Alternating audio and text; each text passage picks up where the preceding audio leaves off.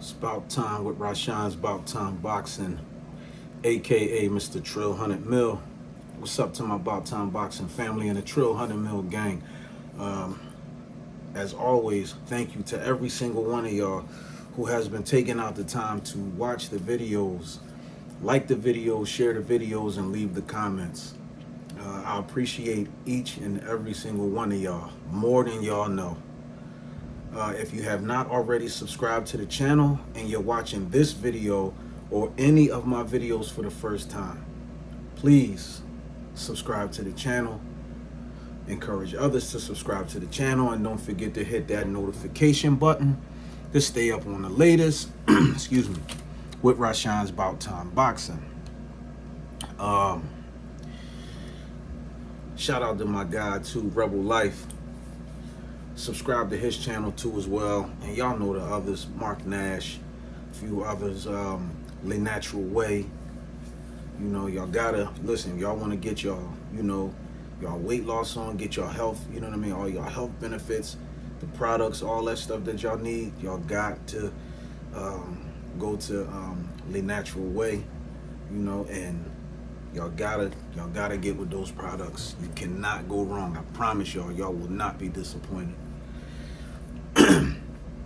All right, so January 7th, Showtime pay-per-view. And we back at this conversation again. Now, everybody else had their say, but now I'm gonna have my say. Oh, and before I get into this too, shout out to, Bozy Ennis, my guy, my man Farah Ennis, Derek Pooh Ennis, Team Ennis, you know what I mean, for lacing me, you know what I'm saying, with the JBE, you know what I mean, official hoodie, you know what I mean. Get y'all's too. Y'all can get at Farad on Instagram at Farad1818 and at Pooh Ennis at Ballhead Pooski. So get at him on Instagram, you know what I mean. Get y'all's. I got mine. Okay, so again, like I said, so we had this conversation again now. So you got JARON Ennis, I think he's 25 years old, 29-0 with 27 knockouts. Right? Now he's fighting somebody who I'm sure most of y'all, if not probably all of y'all, never even heard of this guy. Chukhadzhian, from out of nowhere. 26 years old. Orthodox. I think he's 5'10", 5'9", no 5'9", I think 5'9" and a half, 5'10". Now, if for those of y'all who may know about him, y'all may look at, if y'all looked at his stats or whatever, and y'all see, oh man, he got a 50% knockout ratio. On paper, it looks good, but when you look at 22-0 with 11 knockouts, that's why he has a 50% knockout ratio, but he only has 11 knockouts. But on paper, 50% knockout ratio look like, yeah, oh man, boy, I got a little pop. And I'm not saying that he don't. But I do know that he's no match for JARON Ennis. And I know 100% y'all gonna agree. You have to. Like, come on. Nobody knows who Chukhadzhian is. And again, because when I did videos in the past, talking about boxing, slighting JARON, is boxing slighting JARON Ennis, and like trying to pacify him with different things, stuff like that. I think, to my point, it's just, it's keep proving. Yes. Because now, this guy, Chukhadzhian, when he beats this guy, Boots is going to get the IBF interim welterweight title. But they couldn't give him an interim title or the IBO belt when he beat Castillo Clayton, knocked him out, when he knocked out Lipinets, knocked out Delorme. Ayubov, like any of these guys, you know what I mean, that he put out, he couldn't get an interim title in, so he has to fight somebody. And in my opinion, I'm not going to say who's relatively unknown. I'm going to say he is unknown. And even the, you know, even the fights that I seen of this guy, like the places it looked like, look, he was fighting in, like, you know, boxing gyms. They just clean the gym up, put some seats around the ring, turn the lights out. Like, JARON Ennis is he's gonna wipe the canvas with this dude. It's gonna be a whitewash. Y'all know it. But once again, when Boots knocked this guy out, I don't want to hear people, you know, trying to discredit his win. Because if y'all gonna knock Boots for knocking this guy out, then y'all should be dogging Bud out. And this ain't, I'm not making no attack on Bud. This ain't starting no smear, none of that type stuff. I'm just saying. Because David Avanesian, come on. Most of y'all or some of y'all didn't even know who he was until Bud was going to fight him, until Bud announced that he was fighting him. And everybody, oh, Bud, pound for pound, he back. When he beat this guy. So when Boots beat this guy, I don't want to hear nobody talking about, oh man, you know, oh, so what, you know, because now somebody, and I'm tired of hearing, like, I'm tired of people still, you know, talking about, you know, Boots need, you know, he need better opposition, he need this, you know. I even seen somebody, you know, did a video not long ago talking about he's unproven. What the f is wrong with you? Idiot. And I don't even know the guy's name who did the video. I don't know the name of the channel. Even if I did, I wouldn't. But just the fact that you actually put up there, you know, JARON Ennis still unproven. Wow. Really? Spence don't seem to think so. Bud don't seem to think so. Keith Thurman don't seem to think so. And this is these people, you know, you got to go into your Roger Mayweather thing where they, you know, they don't know shit about boxing. When you say stuff like that. And that's why I keep telling people, when y'all see JARON Ennis destroying guys like this, that's confirmation. It's confirmation that he belong in there with the top guys, and that's who he should be fighting. And that's not his fault. That's not Boots' fault that he's not fighting these top guys. This is why I said he is the most avoided welterweight in boxing, the most feared welterweight in boxing, the most skilled welterweight in boxing, and the most dangerous welterweight in boxing. It's a fact.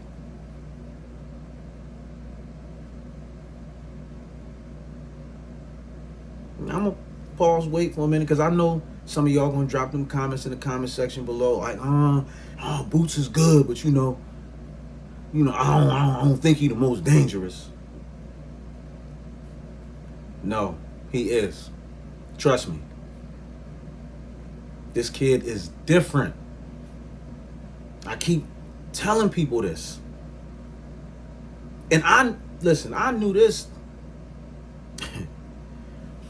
It's funny how, you know, all these other, you know, channels and stuff, you know, are, you know, they come to Philly now to do interviews with Boots and all that. When I was doing interviews about JARON Ennis years ago, some of these same channels, Boots wasn't even on their radar. And some of them was dogging him out. He'll never reach the level of a Bud or Spence. He'll never be able to beat a Bud or a Spence.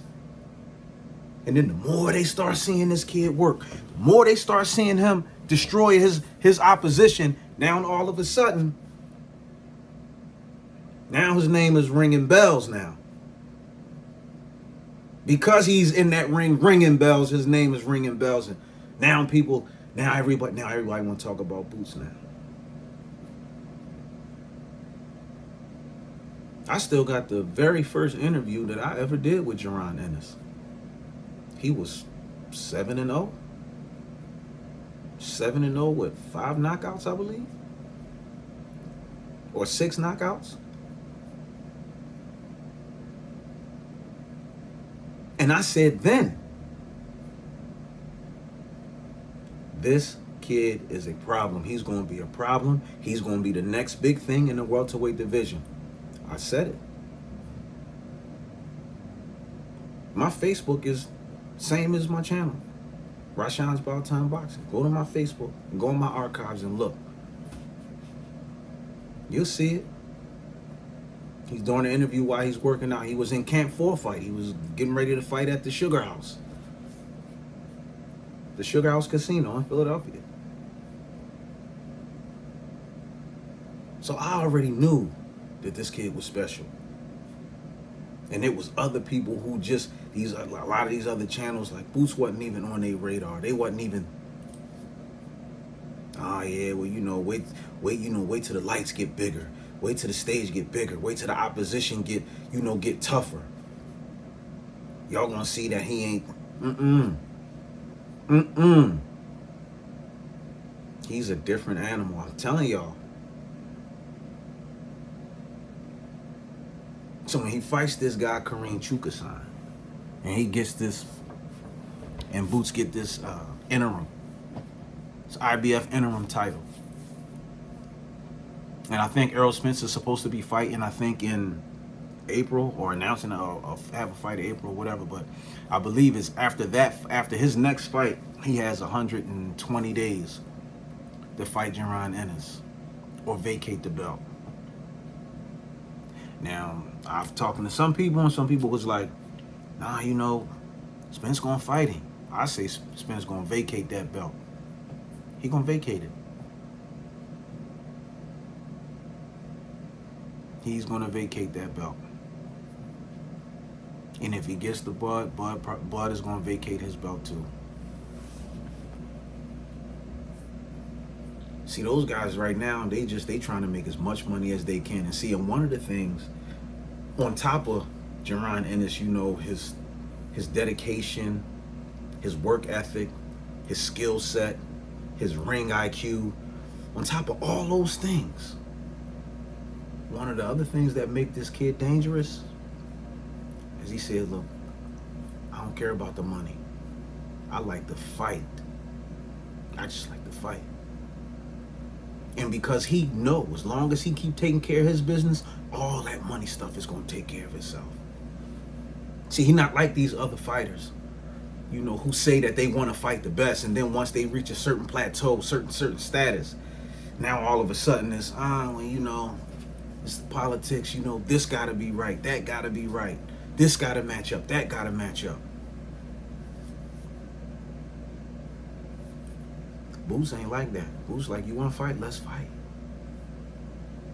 And now, because it's going to be a nice card, because you got Rashidi Ellis on the undercard and Demetrius Andrade. And I was thinking, I don't know if they trying to maybe set up a potential with Rashidi Ellis. If he win his fight, we know Boots going to win his fight. And maybe they may be just trying to set up a potential showdown between those two. I already did a video about that. Extremely dangerous fight for Rashidi Ellis. I don't care what none of y'all say. It's extremely dangerous. Boots is too strong, too smart, too skilled. I'm telling y'all this. Man. I wish y'all really could understand. And I'm not saying that, you know, a lot of y'all don't. But this kid is different.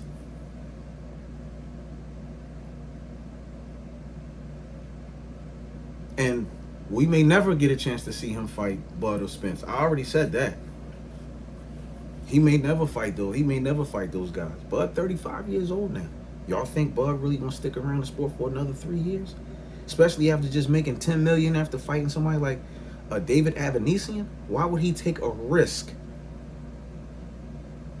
in fighting JARON Ennis and risk getting knocked out and or hurt or stopped on his feet for that kind of money or more, when he can make that kind of money fighting guys like David Avanesian? You see?